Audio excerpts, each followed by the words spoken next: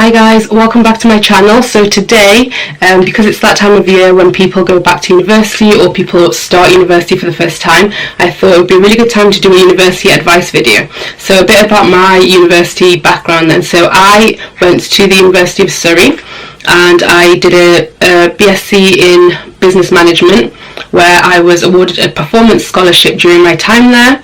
I graduated from that university with a first class honours degree. I then proceeded to the University of Manchester, where I was awarded a scholarship to study there. I studied marketing masters and MSc, and I graduated with a distinction. So I feel like I'm in a really good position to advise you on kind of how to succeed at university and how to kind of work towards getting a first class, a distinction, the top grade. Okay, so hopefully this is going to benefit you. But if you're not at university, but you know people who are, maybe siblings, children, cousins, then do share this video with them if you want them to succeed. Okay, so I'll get straight into my tips and advice. Okay, so the first bit of advice that I would offer to you is, when you go to university, make sure to attend all your kind of freshers and welcome week activities. So your university and your students' union will be putting on a whole host of events and activities for you. Make sure you make the most of these, because it's your perfect opportunity to make new friends, meet new people, but also to learn more about your university, your students' union, the environment around you, and what there is for you to do while you're at university. Because most of you are probably moving away from your hometowns or home cities and going to know nobody, so it's really important to get yourself out there and start meeting people and getting to know the different things that you can get involved in. And also definitely make sure to sign up to as many clubs, sports clubs, societies, volunteering activities, because not only is this going to be good experience, but you get to meet new people as well. Okay, so following on from that first point then, so you've signed up to a range of different things during your welcome week, you've attended a few of them, you really like some of them, and you stick to them throughout the year. So towards the end of your first year, you will usually have the opportunity to run for a committee member role.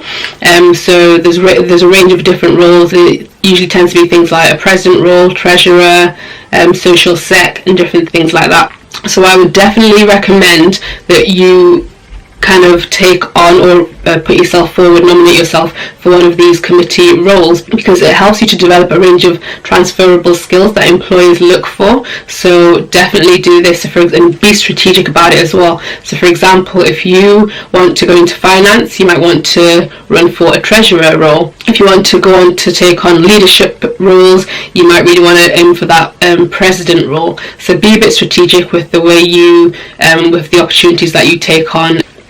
And actually, with regards to kind of the building skills, it's really important, because when you go, I know for some of you, if you're just starting university, it might seem like a mile off, but it'll come around quickly enough and you'll start looking for graduate jobs. And the graduate market is saturated. There's so many people, so just having a degree, just having an amazing degree isn't enough to set you apart from everybody. That's why you do need to have other things there on your CV that you can demonstrate that sets you apart from other people. And also what you'll find as well is that with a lot of graduate jobs, they always ask for experience. So you're probably thinking, well, I'm a graduate fresh out of university, I obviously haven't got that work experience. But you don't have to have worked in that industry. You can develop the experience, the skills that they look for through taking on these kind of different leadership and different kind of positions throughout university. Okay, so my next tip would be to brush up on your time management skills. Okay, so people think that if you graduated with a top grade, that you were always just studying or just in the library 24/7, and that definitely wasn't me. What it really takes is just great time management. So you need to kind of teach yourself to balance work and play, because you can't work all the time. That's going to be unproductive. But then obviously you can't just like leave your work aside and just have fun all the time, because again, that's also going to be unproductive. You've got to find that balance. So for example, when I was at university, I had a really nice routine. So I'm an early riser, which I love. So I'd wake up at like 6:30 a.m. I'd walk to the gym, I'd walk back, and then people would still be asleep, and then that would be my day started, and I'd get started with my day. So I'd have like a really long day to get a lot of things done. Not everybody's the same, so you just need to kind of figure out a routine that'll work for you. I myself was an avid gym goer. I was on the trampoline society, I was a treasurer on the Trampoline Society in my second year. I did a trampoline coaching qualification. I was part of the ACS, and I used to chill with my friends a lot. We'd go shopping, cinema, all sorts. So, it wasn't like I was just always reading. I had a life, but I just balanced the two things. Okay, my next tip would be to take a critical mind with you to university. Okay, so what do I mean by this? So when you're at university, you're going to be reviewing a whole lot of literature. So don't take anything at face value. Dissect every bit of information that you are presented with. Analyze, use your brain to form your own opinions, and never just put things down as fact and leave it as that. So what I mean by that is, you read something, don't just accept things as you read them. Analyze them, look deeper into them, look to see if there are differing opinions. Use your own brain to form your own opinions, and then find supporting literature out there to back you up. So things like acknowledging that a definition is simplistic, or that a theory is individualistic, or that it's something depends on something else. So really just analysing and digging deep and using your brain to look at things from different angles, rather than just taking it at face value and agreeing and accepting that it is what it is, because in reality most things aren't what they appear to be, and most things have flaws in them. So just really be critical about everything, and that's what's going to separate the first class students from the 2-1 and 2-2 students. Fact. My next tip would be to go on a work placement. A lot of courses as part of the degree offer the opportunity for you to go on a work placement. So I definitely recommend you taking that up, because so when I was at university, I remember they told us that most people who go on placement are more likely to graduate with a first class than people who don't, and it is so true. And I think part of the reason is because, first of all, it gives you a bit more focus and more direction, and also you get used to that kind of 9-to-5 working pattern, so you kind of carry that through onto your final year when you return to university. Even if your course doesn't offer it, then I would definitely recommend doing a summer placement where you can do both, and also it helps you get that experience that organisations tend to look for as well. So it's definitely worth doing a placement of some sort. My next tip would be, do not leave things until the last minute. Don't leave your work until the last minute, because first of all, when you do that, then you find that the work just builds up, and then you're leaving yourself less time per assignment. If you do work early ahead of time, if you're planning your time well, you've got good time management, you'll find that when you finish your work, if you finish it early enough, then the lecturers are usually more than happy to check through it and give you feedback. So why waste the opportunity to get feedback when you can get it, when that opportunity is there for you. So definitely start work as soon as you get it, start planning for it, and give yourself as much time as possible to get it done to the best standard possible, and then get it checked if your lecturer is happy to do that. You don't want to just leave stuff and then it starts building because you get other coursework and other assignments from other places. So that is definitely something that I would advise you to do, or not to do. Don't leave your work till the last minute, basically. Okay, my next bit of advice would be to form study groups. So obviously you need to do your own individual studying, but I definitely think forming study groups is a really, really good way of learning and revising. So this is something that I did a lot when I was at university.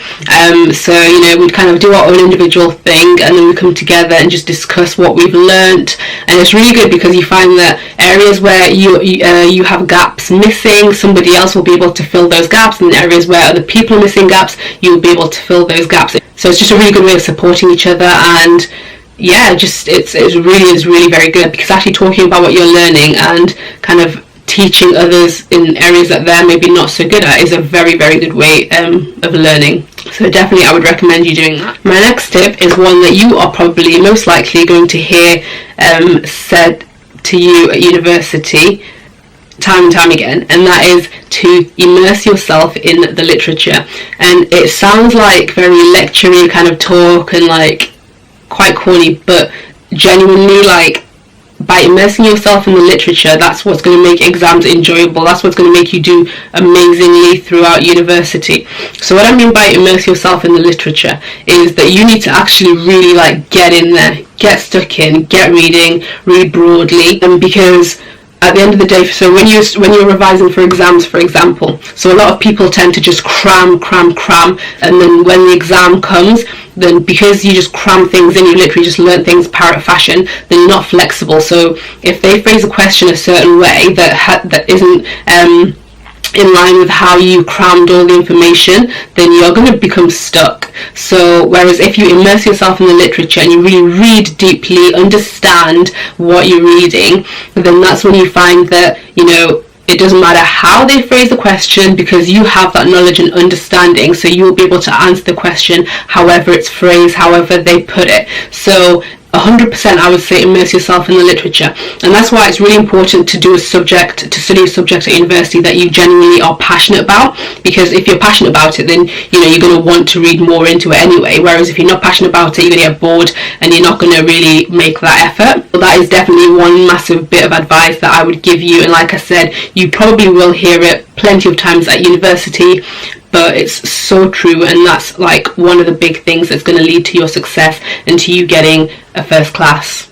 Okay, so my final bit of advice then would be to treat your first year like it counts towards your final degree. So I don't know if it's the same all over the world, but in the UK your first year doesn't actually count towards your final degree. So a lot of people kind of use that as an opportunity to use first year to just have fun and not really do much work. I would 100% discourage anybody from doing that.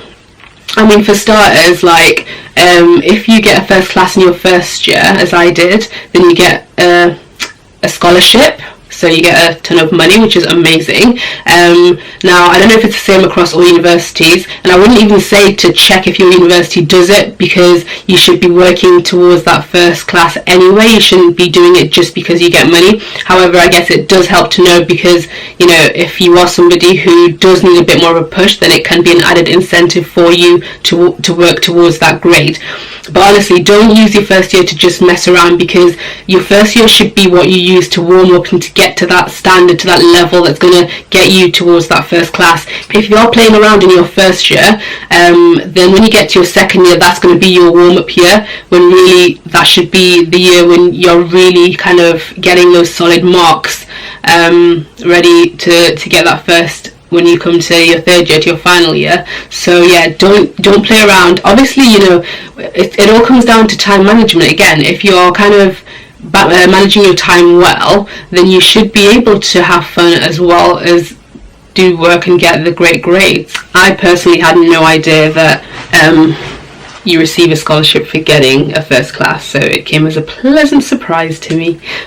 So please use your first year wisely and pretend like it does count towards your final degree. Okay?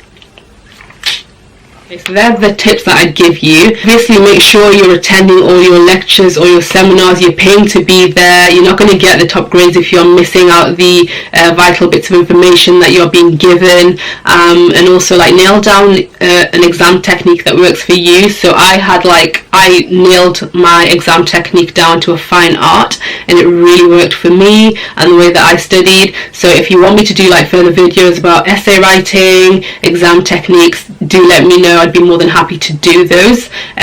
Like I said, you know, I did get first class. I did graduate with a distinction as well in my masters, so I do have a really good understanding of kind of academia and what you need to be doing to get the top grades. So like I said, just leave a comment down below if you do want me to do further videos about university advice type things. So hopefully this video has been helpful to you, and if not to you, then you will share it and it'll be helpful to your brothers, sisters, cousins, nieces, kids. Leave a comment down below as well. If you are going to university, let me know where you're going. Is there anybody going to Surrey or Manchester University? That'd be cool to see if you are going there, and if you're going to be studying the same course that I studied as well, that'd be quite cool. Let me know down below. And yeah, just let me know what you think of this video down below as well, and don't forget as well, if you're not already, to subscribe to my channel and like this video if you liked it. And yeah, and I'll catch you in my next video. Good luck with the move if you are going